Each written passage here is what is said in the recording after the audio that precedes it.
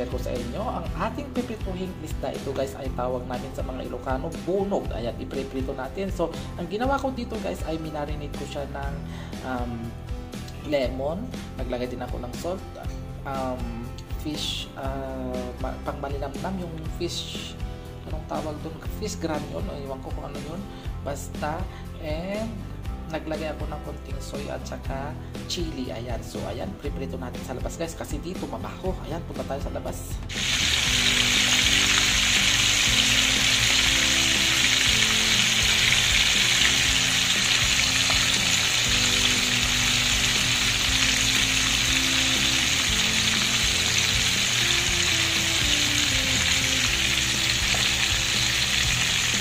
So yan na guys, yung minarinade natin ng lemon. Ang sarap guys. Ayan.